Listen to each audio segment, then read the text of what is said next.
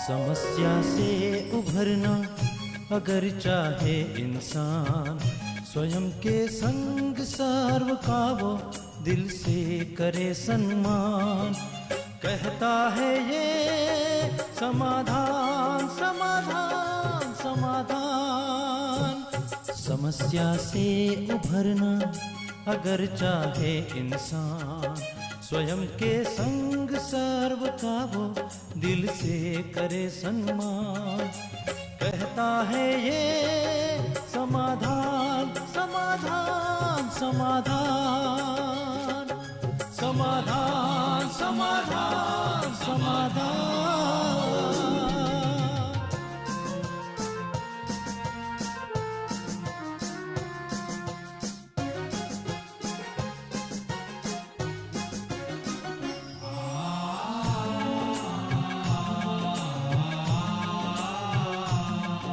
तनाव बन मुटाव की अगन से स्वयं तू संभल ले, है इसी में शान।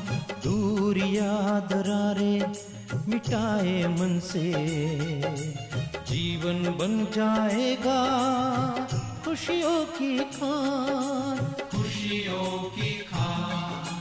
कहता है ये समाधान समाधान समाधान। नमस्कार, आदाब, सत श्री अकाल मित्रों, स्वागत है आप सभी का समाधान कार्यक्रम में। मित्रों, कैसे हैं आप सब? निश्चित रूप से बहुत आनंदित होंगे, खुशहाल होंगे। और वैसे लगातार आप लोगों के पत्र, आप लोगों के ईमेल हम तक पहुंचते रहते हैं, जिनके माध्यम से हमें खुशखबरी मिलती रहती है कि आप सभी की समस्याएं दूर होती जा रही हैं, आप समाधान युक्त होते जा रहे हैं। वैसे भी हमारा लक्ष्य यही है कि आपका जीवन समाधान युक्त हो जाए। ऐसी शुभकामना के साथ आज के समाधान की शुरुआत करते हैं। अभिनंदन करते हैं आदरणीय भ्राता जी का। भ्राता जी, बहुत बहुत स्वागत और अभिनंदन है आपका। भ्राता जी, बहुत अच्छे समाचार हमारे पास आ रहे हैं, आते रहेंगे ऐसा लगता है। और लगता है कि ये समाधान का कारवां जैसे जैसे आगे बढ़ता जाएगा, वैसे वैसे वैश्विक समुदाय से सारी समस्याएं दूर होती चली जाएंगी। विश्वास तो ऐसा ही है कि इस धरा पर अब जल्द ही स्पिरिचुअलिज्म की लहर फैलेगी। एक आध्यात्मिक क्रांति की जरूरत है, क्योंकि मनुष्य की समस्याएं उसकी अपनी उपज हैं। मन कमजोर कर लिया, विषय वासनाओं के अधीन मनुष्य हो गया, उसकी मॉरल वैल्यूज खत्म हो गई। मनुष्य दूसरे को सुख देने की बजाय कष्ट देने पर उतारू हो गया। तो समस्याओं ने, रोगों ने जरा जन्म ले लिया है। लेकिन स्पिरिचुअलिटी के द्वारा इन समाधान इन सब का हो रहा है, ये हम भी रोज देखते जा रहे हैं। बिल्कुल। वैसे कुछ एसएमएस आए हैं भ्राता जी, आज के इस समाधान एपिसोड में मैं उन्हें लेना चाहूँगा। लगातार हमारे पास मेल्स तो आते ही हैं, लेकिन एसएमएस के जरिए भी लोग अपनी समस्याएं पहुंचाते हैं। इनमें से ये पहला एसएमएस भ्राता जी हमारे पास गंगानगर से आया है, और ये कहते हैं कि हम सब ये जानते हैं कि दुनिया ईश्वर की देन है, पर हम ये नहीं जानते कि ईश्वर ने ये दुनिया बनाई कैसे। क्या आप ये बता सकते हैं कि इस संसार की रचना कैसे हुई? देखिए, बड़ा एक फिलोसॉफिकल क्वेश्चन है, और different philosophies of the world इस पर चिंतन करती आई हैं। क्रिश्चियन फिलोसॉफी कुछ कहती है, हिंदुओं में तो अनेक फिलोसॉफीज हैं इसमें। और भगवान जब इस धरा पर आए तो उन्होंने कहा कि मैं इसको स्थूल रूप में नहीं बनाता हूँ। अभी मनुष्य हैं, पेड़ पौधे, धरती, आकाश, पानी, दुनिया भर का तामझाम है। जी, बाइबल में भी हम सुनते हैं कि भगवान ने एक दिन शायद पेड़ बनाए, एक दिन इसे बनाया, एक दिन इसे बनाया, और संडे को आराम करने लगे। आराम करने थक गए थे ना बहुत, क्योंकि इतना बड़ा काम किया। तो एक्चुअली भगवान ने आकर बताया कि ये सृष्टि अनादि है जी, अनादि अविनाशी है। सतयुग, त्रेता, द्वापर, कलयुग, 4 युगों का चक्र इसमें सदा चलता रहता है। सतयुग से अब हम कलयुग में पहुंच गए, अंत अभी ये कलयुग समाप्त होके फिर सतयुग में हम ट्रांसफर हो जाएंगे। इस तरह चक्र चलता ही रहता है। तो भगवान ने इस प्रश्न को ही कैंसिल कर दिया था कि बनी बनाई है। और जब इस पर हम बहुत गहराई से चिंतन करते हैं तो अभी कैसे बनी, तो देखने में आता है कि सृष्टि आत्मा और प्रकृति के मिलन से बनती है। आत्माएं अनेक हैं और ये सब प्रकृति है जो दृश्यमान है, दोनों का मिलन होता है और ये संसार बनता है। अब ये एक बहुत गुह्य चीज है कि जैसी आत्मा इस सृष्टि पर उतरती है, उसके वाइब्रेशंस से प्रकृति उसी अनुसार सब कुछ उसे प्रदान कर देती है और खेल आगे बढ़ता है। मतलब ये अविनाशी है। फिर एक प्रश्न उठता है ब्रता जी इसमें कि हम फिर परमात्मा को रचयिता क्यों कहते हैं, क्योंकि उसने रचना ही नहीं की तो रचयिता कहना फिर तो गलत होता है। देखिए, रचयिता उसको इस सेंस में कहते हैं कि वो कलयुग को आकर सतयुग में बदलते हैं, सतयुग के क्रिएटर हैं वो। कोई कहे वो कलयुग के भी क्रिएटर हैं तो बिल्कुल गलत हो जाए, क्योंकि भगवान जो परफेक्ट है, जो सुखदाता है, जो पवित्र है, उसने ये गंदी दुनिया कैसे बना दी? तो उसने निर्माण किया अब कलयुग को बदलकर सतयुग का, और फिर सतयुग से सृष्टि आगे बढ़ती आई है। तो हम ये कहेंगे कि परमात्मा सतयुग के यानी स्वर्ग के क्रिएटर हैं। बिल्कुल, मतलब स्वर्ग बनाते हैं, मनुष्य अपने कर्मों से उसे नर्क बना देता है। लेकिन हर एक चीज़ के लिए ब्रता जी, जहाँ तक मैंने लोगों को देखा है, उनके मन में एक प्रश्न जरूर आता है, जितने लोगों से आप इंटरेक्ट करें, तो कभी ना कभी तो ये सृष्टि रची गई होगी, कब रची गई, ये वाला प्रश्न जरूर आता है। जरूर आता है, और वैज्ञानिकों के मन में भी ये प्रश्न आया, और अनेक फिलोसोफर्स के मन में भी ये प्रश्न आया था, और लोगों ने एक ही बात कह दी कि 4 अरब वर्ष पहले लगभग ऐसा कह दिया इस सृष्टि की रचना हुई थी। चलो, हुई हो, उससे हमारा लेना देना क्या, ये चक्र तो इस तरह घूमता है, और अब हम कलयुग के अंत में हैं। अब इसको कौन कैलकुलेट करे कि 4 अरब साल पहले सृष्टि की रचना हुई थी, या 4.25 अरब साल पहले हुई थी, या थोड़ा सा आगे पीछे हुआ था? इसके तो कोई पॉइंट्स नहीं है, कोई तर्क नहीं है।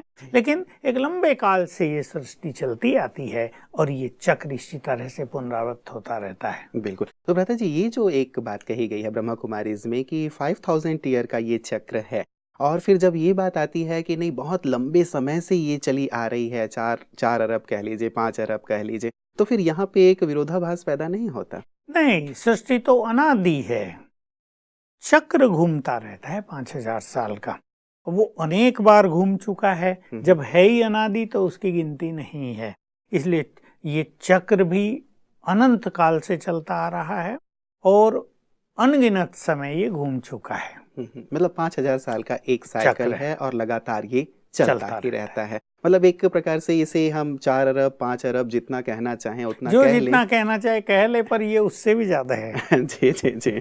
अच्छा भ्राता जी, हमारे पास दूसरा SMS आया है। ये कहते हैं कि सूरज भाई जी, ओम शांति। मैं बचपन से ही आश्रम जाती हूँ, अर्थात विद्यालय में जाती हैं। बाबा से प्यार भी मेरा बहुत है, और लाइफ में मैंने दुख सुख भी बहुत देखे हैं। और मेरा एक प्रश्न है कि बाबा ने जब ये ड्रामा लिखा तो फिर इसका एंड इतना बुरा क्यों लिखा? एज अ राइटर आप सुंदर ड्रामा भी तो लिख सकते थे। तो मेरा सवाल यही है कि यदि ये अच्छा एंडिंग इसका होता तो कितना अच्छा होता। है, इसका उत्तर हम दे चुके कि भगवान ने ड्रामा की स्क्रिप्ट लिखी ही नहीं, ये तो हर आत्मा का अपना अपना अपनी योग्यताओं के अनुसार पार्ट है। परमात्मा तो कलयुग को आकर सतयुग में बदलते हैं, आकर आत्माओं को पतित से पावन बनाते हैं, दुखी से सुखी करते हैं। ये जो ड्रामा का एंड खराब है, ये मनुष्यों ने लिखा है, ये भगवान ने नहीं लिखा। बिल्कुल, मतलब ये व्यक्तियों का ये जो मान्यता है कि भगवान ने ही सब कुछ करके भेजा है, ये वाली बात थोड़ी सी समझने की है कि हमारे कर्मों से ये जो अंतिम समय है वो बुरा हो जाता है। भ्राता जी, ये विशेष बात, जैसे इन्होंने भी ये प्रश्न किया है, कई बार लोगों के मन में ये प्रश्न लगातार उठता ही रहता है कि ये जो भाग्य जो लिखा है वो भगवान ने हर एक का लिख करके भेजा है, किसी का अच्छा या किसी का बुरा। और ये बात ज्यादातर लोग मानते ही हैं कि जैसा भाग्य लेके आया है उसी के अनुसार उसे सब कुछ प्राप्त होता है। तो इस विषय पे आप क्या कहेंगे? देखिए, भगवान ने भाग्य लिखा नहीं, भाग्य श्रेष्ठ कैसे लिखो इसकी विधि बताई, इसके लिए गाइडलाइन दी, और मनुष्य ने अपने कर्मों के अनुसार स्वयं अपना भाग्य लिखा। इसलिए अपने अपने भाग्य का जिम्मेदार हर मनुष्य स्वयं है, भगवान नहीं। बिल्कुल, मतलब उन्होंने हमें गाइड किया है, लिखा नहीं है, क्योंकि फिर ये बात हो जाती है कि यदि उन्होंने लिखा तो एक जैसा क्यों नहीं लिखा। देखिए, एक टीचर अपनी पूरी क्लास में एक सब्जेक्ट पढ़ा रहा है, और फिजिक्स पढ़ा रहा है, वो तो एक ही चीज पढ़ा रहा है, लेकिन हर बच्चे, अब उसको कहो कि किसी बच्चे के एग्जाम में 95% मार्क्स आ गए फिजिक्स में, तो किसी के 40% आए, किसी के 20 ही रह गए, तो कहेंगे ये उसके टीचर ने कैसा पढ़ाया, कैसा भाग्य लिख दिया उसका, तो गलत होगा ना कहना। ये हर एक स्टूडेंट ने जैसा ग्रहण किया, जैसी मेहनत की, जैसा एग्जाम में लिखा, वैसे नंबर प्राप्त हुए। ऐसे ही परमात्मा भी परम शिक्षक है, परम सद्गुरु है, वो पढ़ाता है, वो गाइडेंस देता है, और फिर हर एक मनुष्य अपने अपने पुरुषार्थ अनुसार जैसे कर्म करता है वैसा अपने भाग्य का निर्माण कर लेता है। बिल्कुल बिल्कुल, मतलब इस पे गहराई से सचमुच सोचने की आवश्यकता है कि नहीं भाई, भगवान ने लिखा नहीं है, हम खुद ही लिख रहे हैं। मतलब ये कह लिया जाए भ्राता जी कि अपने कर्मों के आधार पे हम खुद ही अपना भाग्य, अपना जीवन, अपना भविष्य लिखते हैं। अगला हमारे पास आया भ्राता जी, ये जो SMS है ये उर्वशी जी ने भोपाल से भेजा है। ये कहती हैं कि रिस्पेक्टेड भाई जी, मैं मैक्स लाइफ इंश्योरेंस में एडवाइज़र हूँ और मेरी प्रॉब्लम ये है कि मैं जितने भी कस्टमर से बात करती हूँ वो सब पहले तो पॉलिसी करने के लिए तैयार रहते हैं और बाद में मना कर देते हैं। समझ में नहीं आता कि मेरे साथ ऐसा क्यों होता है। बाकी के मेरे जो साथी हैं उनमें जो लेडीज़ हैं वो जब ये करती हैं तो अच्छे से ये कर लेती हैं और उनकी पॉलिसी वो मान लेते हैं, एक्सेप्ट कर लेते हैं। तो मैं कैसे ये अभ्यास करूं, स्पिरिचुअल प्रैक्टिस करूं, जिससे कि जिन कस्टमर को मैं बनाऊं वो सब कस्टमर मान जाएं और साथ ही इस पॉलिसी को लेके भी जाएं। बात मुझे वही याद आ रही थी कि इसने भी अपना भाग्य कभी ऐसा खराब लिख दिया था और इनको ही उस भाग्य को अपने चेंज करना है। तो मैं एक दो विधि इनको सजेस्ट करूंगा। एक तो सवेरे उठते ही जैसे इनकी आंख खुले थोड़ा जल्दी उठें, चिंताओं के संकल्प नहीं, बहुत पॉजिटिव संकल्प करेंगी। सबकॉन्शियस माइंड को यूज करना है इन्हें, क्योंकि इनका सबकॉन्शियस माइंड अब उनके सबकॉन्शियस माइंड से जुड़ जाएगा जो आज आने वाले हैं। मैं आज की बात करूं तो सवेरे उठते ही वो संकल्प करें, मैं मास्टर सर्वशक्तिवान हूँ, भगवान की संतान हूँ, बहुत भाग्यवान हूँ, मेरे पास श्रेष्ठ बुद्धि है और आज जो भी लोग मेरे पास आएंगे मेरी पॉलिसी से कन्विंस हो जाएंगे। बहुत कॉन्फिडेंटली ये संकल्प 3 बार तो अवश्य कर ले और फिर जब वहां जाए, जब लोग इनके पास आए तो पुनः ये अभ्यास करें, मैं मास्टर ऑलमाइटी हूँ और ये आत्मा है। तो इनसे बहुत पावरफुल वाइब्रेशंस उनको जाएंगे और ये वाइब्रेशंस उनको कन्विंस कर देंगे। बिल्कुल, मतलब ये अभ्यास ये करके जाएं। कितने समय तक ये अभ्यास कर लें भ्राता जी तो कोई भी कस्टमर खाली जाएगा नहीं? ये रोज ही करें और जब इनको लगने लगे कि अब सब कुछ अच्छा हो गया, वैसे तो इतनी सुंदर बात है कि रोज करने से ये चार्ज हो जाएंगी। मैं तो कहूँगा इसमें 2-3 मिनट लगते हैं, ये अभ्यास रोज कर लेनी चाहिए ताकि चार्ज भी हो जाएं, फ्रेश भी हो जाएं और कॉन्फिडेंस भी बढ़ा रहे। बिल्कुल। कई बार भ्राता जी कुछ व्यावहारिक बातों का भी क्या ध्यान रखा जाना चाहिए जिससे कि जो कस्टमर है वो हमारी बातों को सही, संभवतः ऐसा भी पॉसिबिलिटी है कि हम शायद ठीक से कम्युनिकेट नहीं कर पा रहे हैं अपनी बातों को। बिल्कुल, मैं यही सोच रहा था कि इनके समझाने में कुछ कमी जरूर रहती है या इनके बोल में बहुत अच्छी पावर नहीं है या इन्होंने पहले ही ज्यादा एक्सपेक्टेशंस रख ली हैं। कहीं ना कहीं कोई निगेटिविटी काम अवश्य कर रही है। इसलिए अपनी अच्छी बात अच्छे शब्दों में, प्रभावशाली शब्दों में दूसरों के सामने रखना ये एक बहुत सुंदर कला है। यद्यपि उस फील्ड में ये सबको सिखाई जाती है, फिर भी सबको एक चीज सिखाने के बाद भी हर एक व्यक्ति अपने अपने अनुसार ही ग्रहण करता है। तो ये अभ्यास जो मैंने बताया इनको जोड़ेंगे तो इनकी कला में विकास होगा और ये सफल हो जाएंगे। चलिए भ्राता जी, उर्वशी जी को हमारी भी शुभकामना रहेगी कि ढेर सारी पॉलिसीज ये करें और साथ ही अपने जीवन में भी खुशहाली लाएं और जो कस्टमर्स हैं उनके जीवन में भी खुशहाली लाएं। भ्राता जी, अगला हमारे पास विजय कुमार जी का आया है। ये कहते हैं कि मैं 30 साल का हूँ, मुजफ्फरपुर से हूँ और ये कहते हैं कि भ्राता जी कि बिना दवा लिए मुझे नींद नहीं आती है। ये प्रॉब्लम मुझे पिछले 2 सालों से है। मैं मुरली भी सुनता हूँ, राजयोग का अभ्यास भी कर रहा हूँ, लेकिन कोई इम्प्रूवमेंट नहीं आ रही है। कृपया बताएं कि मैं क्या करूं। 30 साल के ही हैं भ्राता जी। 2-4 चीजें इन्हें कर लेनी चाहिए। जैसा हम हमेशा चर्चा करते आए हैं कि ये समस्या संसार में थोड़ी बढ़ती जा रही है और जो लोग ज्यादा सोचते हैं ना, उनका ब्रेन ज्यादा एक्टिवेट रहता है, तो कभी कभी वो सोते समय शांत नहीं हो पाता, लोगों को ये समस्या बढ़ने लगती है जी। एक तो इन्हें अपने नेचर को बहुत कूल और सॉफ्ट कर लेना चाहिए। तो सारा दिन जो व्यक्ति टेंशन में रहते हैं वो हर बात को बहुत डीपली प्रिंट कर लेते हैं अपने अंतर्मन पर और वो फिर जागृत हो जाती है जब सोने का समय है। इसलिए बहुत लाइटली, बहुत मुस्कुराते हुए अपनी जिंदगी जीनी चाहिए, कर्म करना चाहिए, सीरियसली नहीं, हर बात को टेंशन बनाते हुए नहीं, लाइट लेते हुए। कई मनुष्यों की नेचर होती है जहां वो जाते हैं सारे वातावरण में टेंशन हो जाती है, जहां वो जाते हैं एकदम स्ट्रिक्ट हो जाता है, सब टाइट हो जाते हैं। और कई लोग ऐसे होते हैं जहां वो जाएंगे लोगों के उदास चेहरों पर भी मुस्कान उभर जाएगी। तो इनको अपने जीवन को बहुत लाइट, बहुत मुस्कुराता हुआ, बहुत हल्का, बहुत खुशनुमा। पहले तो ऐसी आदत बनानी पड़ेगी। राजयोग को ये इस ओर फोकस करेंगे, क्योंकि राजयोग से हमें शक्ति मिलती है, लेकिन हम जिधर उसको फोकस कर देंगे वो चीजें डेवलप होने लगेंगी। इनको अपने ब्रेन को रोज 10 मिनट एनर्जी अवश्य देनी है। हम उसकी विधि सिखाते रहते हैं। फिर भी हमारे सभी दर्शकों के लिए दोनों हाथ मलते हुए, मैं मास्टर सर्वशक्तिवान हूँ, 3 बार याद कर लें। ये वाइब्रेशंस हाथों से निकलने लगेंगे। फिर दोनों हाथ लेफ्ट राइट सिर पे रख दें, आंखें बंद कर लें 1 मिनट। फील करें ये गुड वाइब्रेशंस ब्रेन को जा रहे हैं, उसे रिलैक्स कर रहे हैं। हो सके तो ये सोने से पहले ही कर लें। अगर इनको 10:30 सोना है तो 10 बजे कर लें, 10:15 कर लें। इससे इनका ब्रेन बहुत रिलैक्स होगा। और तीसरी चीज, सोने से पहले 108 बार इन्हें लिखना है, मैं एक महान आत्मा हूँ। और चौथी चीज जो बहुत इंपॉर्टेंट है, उन सब आत्माओं से क्षमा याचना करनी है जिनको पूर्व जन्मों में कष्ट दिया है। बात करें उनसे, मैंने अज्ञानवश, क्रोधवश, अहंकारवश आप सबको कष्ट दिया। अब मैं श्रेष्ठ मार्ग पे आ गया हूँ, मैंने रियलाइज कर लिया है कि मैंने गलती की, मैं आपसे क्षमा याचना करता हूँ, आप मुझे क्षमादान दें, सुखी हो जाएं, मुझे क्षमा करके आप सुखी हो जाओ। तो उनके और इनके बीच में जो नेगेटिव एनर्जी का फ्लो चल रहा है ये कट जाएगा और ये रिलैक्स होंगे, नींद आने लगेगी।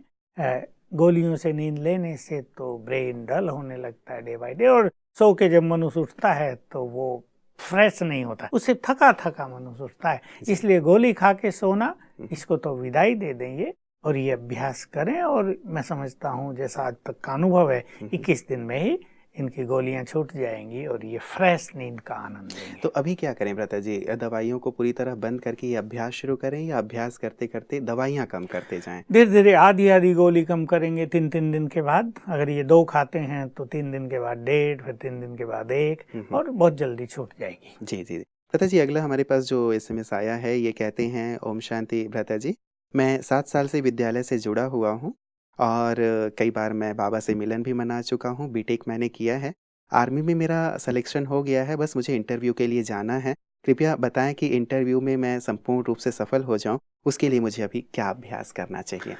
देखिए, सबकॉन्शियस माइंड लेवल पर काम करने के लिए विजन बहुत सुंदर चीज है। खुली आंखों से विजन बना लें, अभी बना लें, ये सवेरे उठते ही बना लें कि बस इंटरव्यू हो रहा है और जो लोग सामने बैठे हैं बहुत खुश हो रहे हैं मेरे उत्तर सुनकर, और बस मुझे अपॉइंटमेंट लेटर मिल गया है।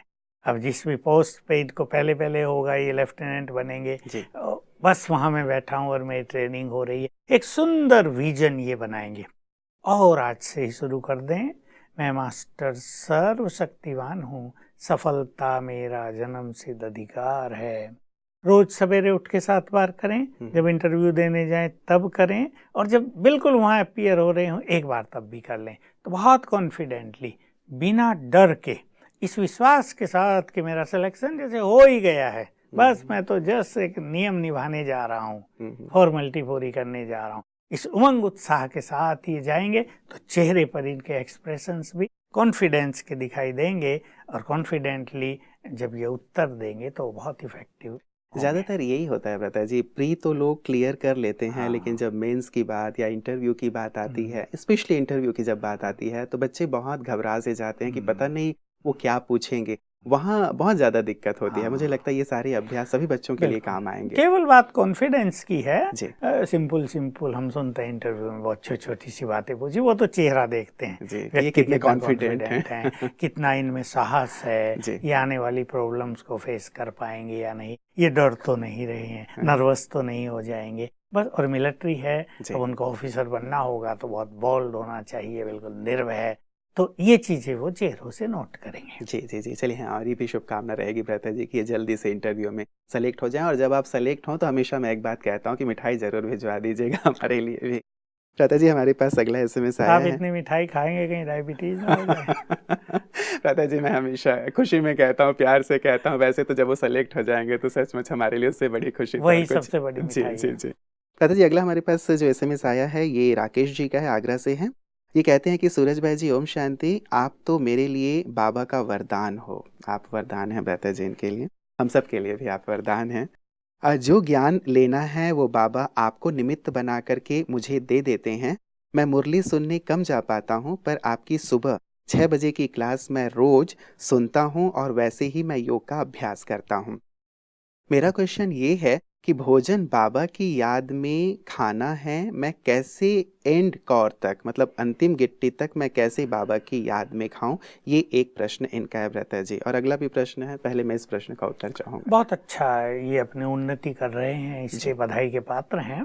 ये ज्ञान तो स्वयं से बाबा से आया है, हम तो उसके लिए निमित्त हैं और हमें बहुत खुशी होती है जब हमारे मुख से जो ज्ञान दिया जाता है, जो बाबा का ज्ञान है, सुप्रीम का ज्ञान है, उससे आत्माओं की पालना होती है, वो संतुष्ट होते हैं, उनके विचार महान बनते हैं, या उनके संकल्पों की स्पीड स्लो डाउन होती है, या उनके जीवन में सुख आता है। ये सब बातें हमें मिलती रहती हैं, तो हमें भी बहुत अच्छा लगता है कि हमारे सारे प्रयास सफल हो रहे हैं।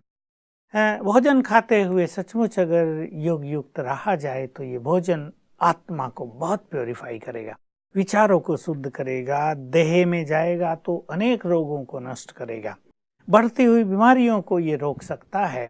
लेकिन हम जानते हैं कि जैसे ही मनुष्य भोजन खाना शुरू करता है तो चाहे स्वादवश, चाहे नमक कम है, मिर्ची ज़्यादा हो गई, इससे फीलिंग में रह के वो भुला देता है सब कुछ। तो बहुत अच्छे योग अभ्यास की ज़रूरत होती है उसके अलावा भी। और जब ये भोजन की थाली इनके सामने आ जाए तो पहले उसे दृष्टि दे के 3 बार संकल्प करें, मैं परम पवित्र आत्मा हूँ। फिर बाबा को थैंक्स दें, आपने मुझे ये पवित्र भोजन भेजा है, ये ब्रह्मा भोजन, आपको बहुत बहुत थैंक्स। फिर उसको ही वो भोजन समर्पित कर दें, ये तुम्हारे भंडारे का है, तुमको अर्पित। पहले इसे आप स्वीकार कर लो। इतना करने के बाद बाबा का आह्वान करने आ जाओ। और फिर भिन्न भिन्न तरीके हैं योग अभ्यास में भोजन खाने के। चाहे तो ऐसा फील करें कि बाबा पास बैठा है, चाहे ऐसा फील करें कि बाबा के ऊपर से किरणें मुझ पर और भोजन पर पड़ रही हैं, मैं खा रहा हूँ। चाहे तो बाबा को अपने सामने बैठा देखकर मन से ही, हाथ न कर दें उधर, एक पीस उसे खिलाएं, एक अपने को खिलाएं। हाथ कर देंगे लोग मजाक करेंगे, क्या करने लगे हैं। जैसे मन से हम उन्हें खिला रहे हैं तो एक अवेयरनेस बनी रहे कि बाबा हमारे साथ है, उसकी याद पर सबसे पावरफुल रहेगा मैं फरिश्ता भोजन खा रहा हूँ और ऊपर से बाबा की किरणें पड़ रही हैं। ये अभ्यास करें। अगर इनको भोजन खाने में 20 मिनट लगती हैं तो 5 मिनट से आगे बढ़ाएं। पहले 5 मिनट योग हो जाए, फिर 6, फिर 8, फिर 10, और इस तरह लगातार ये बढ़ते बढ़ते पूरा समय योग युक्त होकर भोजन खा सकेंगे। जी जी। लेकिन प्रैक्टिकल में ऐसा देखा जाता है ब्रता जी, जितने लोगों से चर्चा होती है इस संदर्भ में, या कुछ लोगों के मेल्स भी आते हैं, तो वो कहते हैं कि जब हम बैठते हैं तब तो हम परमात्मा को अर्पित कर देते हैं, लेकिन उसके बाद जब हम शुरू होते हैं तो बस शुरू ही हो जाते हैं, परमात्मा एक तरफ रह जाते हैं और बस हम भोजन कॉन्शियस हो जाते हैं और वही खाते रहते हैं। इसलिए मैंने कहा इस तरह के भिन्न भिन्न अभ्यास करेंगे, थोड़ा अटेंशन देंगे, कोई रिमाइंडर रख लें अपने पास, तो इस कार्य में सहज सफलता हो सकती है। ऐसी कोई बात नहीं कि ये कोई बहुत कठिन काम है। जी। अब ब्रता जी, क्या मौन भी इसमें सहायक है? क्योंकि ज्यादातर ये देखा गया है कि लोग बोलते बोलते शायद खाते हैं, या टीवी देखते हुए खा रहे हैं, या कुछ और काम करते करते खा रहे हैं, तो शायद इसलिए परमात्मा की याद भूल जाते हैं। बिल्कुल, हमें बात नहीं करनी चाहिए, क्योंकि यहाँ से जो सलाइवा निकलेगा शांत में ज्यादा निकलेगा, और वो सब भोजन में जो मिलेगा तो पाचक तत्व जैसे उसमें मिल गए, वो बहुत हेल्दी फूड हो जाएगा हमारे लिए। और वैसे भी मान लो हम बातचीत कर रहे हैं तो हवा भी अंदर जाती रहेगी, जो गलत है। कभी कभी भोजन भी श्वास नली में जा सकता है, वो भी गलत है। इसलिए भोजन को एक बहुत इम्पोर्टेंट चीज मानकर अगर हम साइलेंटली और बिल्कुल एकांत में, अभी घरों में एकांत कितना होता है वो अलग बात है, लेकिन अगर कोई व्यक्ति अकेला है तो बिल्कुल शांत और एकांत में यदि भोजन करता है तो ये उसके लिए बहुत बड़ी ब्लेसिंग हो जाएगी। कई लोग ये भी कहते हैं ब्रता जी कि 32 बार आप चबाइए एक कौर को, तो क्या ये इसके पीछे कोई साइंस है? साइंस यही है कि भोजन पूरी तरह से लिक्विड जैसा बन जाए, ताकि आंतों पर कोई प्रेशर न पड़े, और जो सलाइवा है, जो लार है, वो भोजन में पूरी तरह मिक्सअप हो जाए, तो सचमुच ये औषधि बन जाएगा। हमें गिनने की जरूरत नहीं, 32 बार हुआ है, 35 बार हुआ, मतलब हम उसको पूरा लिक्विड बना दें। बिल्कुल बिल्कुल। और एक बात जैसे ब्रता जी ने कही थी कि मैं कभी कभी सेंटर जा पाता हूँ, या जाता हूँ, ज़्यादातर पीस ऑफ माइंड चैनल ही देखता हूँ। आप क्या सजेस्ट करेंगे कि पीस ऑफ माइंड चैनल ही देखते रहें या सेवा केंद्र में जाने का लाभ है? नहीं, सेवा केंद्र में जाने से ज्ञान में वृद्धि होगी, वहाँ एक सुंदर परिवार इनको मिलेगा और ये भी उस परिवार के मेंबर बन जाएंगे। एक बहुत सुंदर स्नेह, एक निर्मल प्यार की फीलिंग वहाँ इनको आएगी, अपनेपन की, और वहाँ जो ज्ञान दिया जाएगा उससे इनको बहुत फायदा होगा, विचार बदलेंगे। और मैं ये भी कहूँगा कि सेवा के कार्य वहाँ बहुत चलते हैं, ये सेवा में भी सहयोग करेंगे तो इनकी और ज़्यादा उन्नति होगी। इसलिए सेवा केंद्र पर जाना हर एक के लिए आवश्यक है। पीस ऑफ माइंड पे नो डाउट बहुत अच्छी बातें सारे दिन आती हैं, परंतु सेवा केंद्र पर जाने से एक स्पेसिफिक एनर्जी की इन्हें फीलिंग होगी। बिल्कुल बिल्कुल। और एक प्रश्न भ्राता जी जो लास्ट में मैंने छोड़ा था, ये कहते हैं कि भ्राता जी मैं एक बार आपसे फोन में बात करना चाहता हूँ। हाँ ठीक है, आप करा दीजिए और हम इनकी हर बात सुनेंगे और जितना हमसे हो सकेगा इनको और अच्छी बात सुना देंगे। ज़्यादातर लोगों की भ्राता जी एक जब भी फ़ोन कॉल आते हैं तो वो सभी आपसे बात करना चाहते हैं और चाहते हैं कि आपका आशीर्वाद उन्हें प्राप्त हो जाए, तो इसके लिए क्या संभावना है? मैं अपने आशीर्वाद समाधान कार्यक्रम में सबको प्रेषित कर देता हूँ, क्योंकि सारा दिन इतने कार्य होते हैं कि फ़ोन सारा दिन हम ऑन नहीं रख सकते। इसके लिए हम सॉरी भी मानते हैं, लेकिन हम भी जानते हैं कि हमारी बात करने से सबको बहुत फ़ायदा होता है। इस सत्य को हम जानते हैं, लेकिन कार्य ऐसे होते हैं कि सारा दिन फ़ोन हम ऑन नहीं रख सकते हैं, इसलिए आपको फ़ोन करते हैं और साथियों को करते हैं। किसी का इम्पोर्टेंट होता है तो आप लोग हमसे बात करा ही देते हैं। जी जी जी। चलिए बहुत बहुत शुक्रिया भ्राता जी, आप सचमुच समाधान के माध्यम से, पीस ऑफ माइंड चैनल के माध्यम से सब तक इतनी सुंदर सुंदर बातें पहुंचा रहे हैं और इतना फ़ायदा हो रहा है। जैसे मैंने शुरुआत की थी, इतने अच्छे अनुभव आते हैं कि लगता है कि सब तक वो अनुभव पहुंचने चाहिए, इसीलिए लगातार बीच बीच में मैं भी वो अनुभव शेयर करता रहता हूँ। आज के सुंदर प्रकाश के लिए आपका बहुत बहुत शुक्रिया।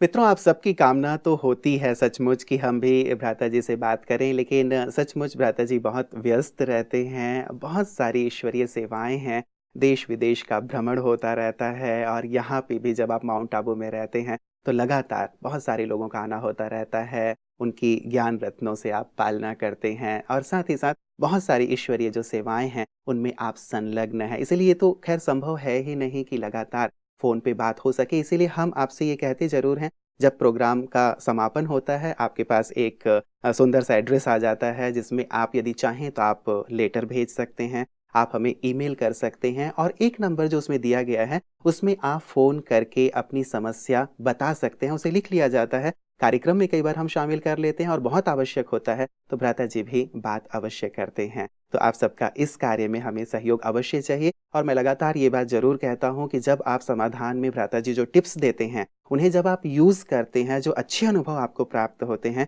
हम तक अवश्य प्रेषित कीजिएगा, क्योंकि वो सुन करके औरों में भी बहुत उमंग उत्साह आता है। और सच मानिए सबसे ज़्यादा खुशी हमें होती है कि यहाँ से जो समाधान आप तक पहुँचाया जा रहा है वो आपके जीवन में खुशहाली ला रही है। हमारी ढेर सारी शुभकामनाएं हैं कि आपका जीवन समस्याओं से मुक्त होता चले, समाधान युक्त होता चले और आप खुशहाली पूर्वक अपने जीवन का संपूर्ण आनंद प्राप्त करें। कल पुनः आपसे मुलाकात होगी, तब तक हंसते रहिएगा, मुस्कुराते रहिएगा।